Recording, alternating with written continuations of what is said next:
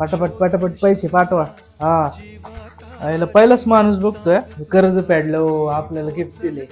अहो आमच्या शेटला तेच ना. पहिल्यांदाच गिफ्ट दिलंय कुणीतरी. काय झालं ते तर काय सांगा. नाही ग बस. तेच तेच सांगायला आलोय मी आज. अहो. त्या दिवशी मी पण असं कर्ज मागायला. हा अरे मग पैसे देत नाही तर मग आता सगळं काय मी सांभाळायचं काय? करा ना मग तुम्ही मॅनेज. हा ठेव. हा बोला. हो माझ्या आईला कॅन्सर झालंय, त्यासाठी पैसे हवे होते. मी घर सुद्धा गहाण देणार ठेवायचे पैसे, आहे. पैशाला काही विषय नाही. पण तुम्हाला माहिती आहे ना किती व्याज आहे आपलं.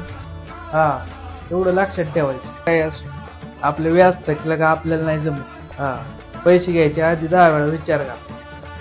काय लागतं ते पैसे दे त्यांना. सोने आता जो माणूस आला होता ना ते त्याच्याकडून व्याज नको घेऊ. अरे का म्हणजे का त्याची आई आजारी आहे, जेवढे देईन तेवढे मुद्दल घे आणि राहू दे. असं आधीच म्हणतो व्याजाचा पैसा पचत नाही. चांगलं काहीतरी करू, पचन तरी आपल्याला.